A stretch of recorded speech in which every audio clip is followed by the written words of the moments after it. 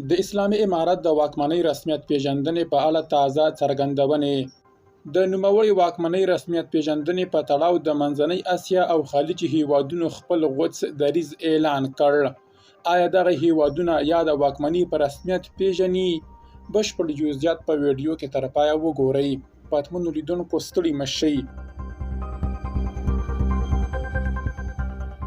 د اتلانتیک شورا په یو تازه څیړنیز راپور کې ویلي، سره له دې چې دا مهال د خلیج د همکارۍ شورا GCC غړي هیوادونه د طالبانو رسمي پیژندنې ته تیار نه ښکاري، خو د روسیې وروستي اقدام ښایي دا فضا بدله کړې وي او نورو هیوادونه وهڅوي چې ورته ګام واخلي.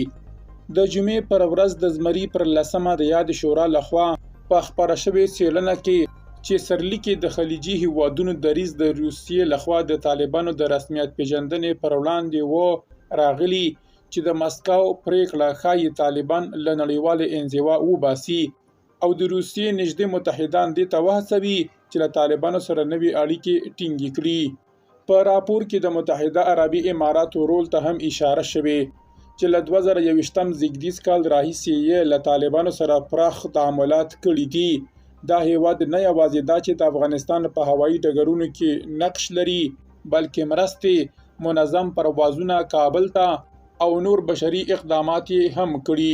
سره له دې چې سعودي عربستان، امارات، قطر، کویت، بحرین او عمان ټول د خلیج د همکارۍ شورا غړي دي، تر دې دمه هیڅ یو د طالبانو حکومت په رسمي ډول نه دی پیژندلی. یاد هیوادونه د طالبانو لخوا د ښځو پر وړاندې تګلارو، د بشري حقونو محدودیتونو او د یو ټول شموله حکومت نشتون له امله له رسمي تعامل ډډه کوي. په یو تازه بدلون کې د خلیج د همکارۍ شورا 166مه غونډه چې په کویت کې ترسره شوه یوه اعلامیه خپره کړه.